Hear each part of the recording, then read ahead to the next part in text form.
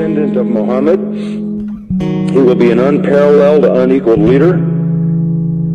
He will come out of a crisis of turmoil. He will take control of the world. He will establish a new world order. He will destroy all who resist him. He will invade many nations. He will make a 7-year peace treaty with the Jews. He will conquer Israel and massacre the Jews. He will establish Islamic world headquarters at Jerusalem. He will rule for 7 years, establish Islam as the only religion. He will come on a white horse with supernatural power. He will be loved by all people on earth.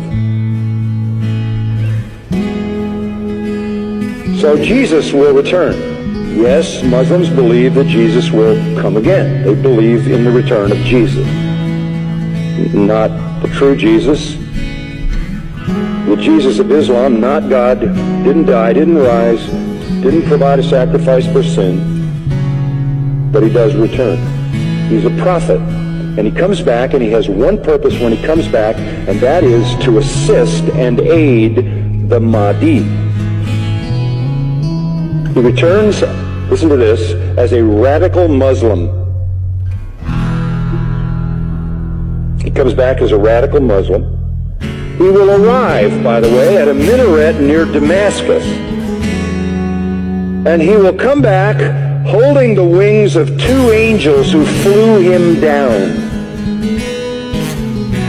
to meet the gathering army of the Mahdi in the east, the army of the black flag. Jesus, when he comes back, will pray to the Mahdi, who is greater than he. He will acknowledge the Mahdi as his Lord. He will make a pilgrimage to Mecca.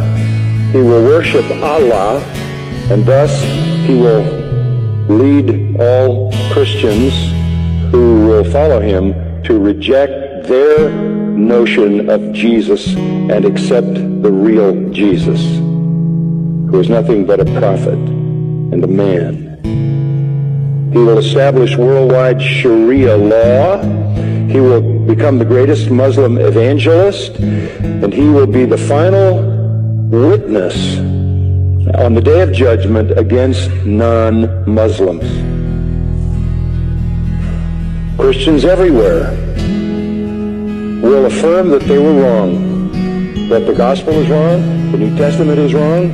He didn't die, he didn't rise, he isn't God, he isn't the Son of God. He himself will come back and point out how wrong we've been. He will correct all misinterpretations and all misrepresentations. Let me quote what their literature says. He will shatter crosses. That's metaphoric for the destruction of the church. A symbol of Christianity being placed in the church. He will kill pigs. He will abolish the tax on non-Muslims because there won't be any living non-Muslims. Can't tax dead people. And then he will do one more thing. He will kill the Islamic Antichrist. He will kill the Islamic Antichrist. Then he will die and be buried by Muhammad, but not until he has destroyed Christianity by revealing who he really is. One of their writings says he espouses the cause of the Mahdi. He is the Mahdi's executioner. He is the Mahdi's enforcer. He is the Mahdi's prophet. And it is he who kills the Antichrist. That leads me to the third person. The Antichrist will show up. The Muslims call him Dajjal. He is the great deceiver. He comes to earth on a mule, and he's blind in one eye.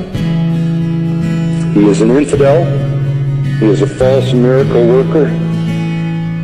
This Antichrist, this Islamic Antichrist. But you know who he claims to be? He claims to be Jesus, the Son of God. He claims to be deity. He will attempt to stop the Mahdi and the true Jesus, but the true Jesus will slaughter him. This is their view of the true Christ. Our Jesus is their Antichrist. Our Antichrist is their Redeemer.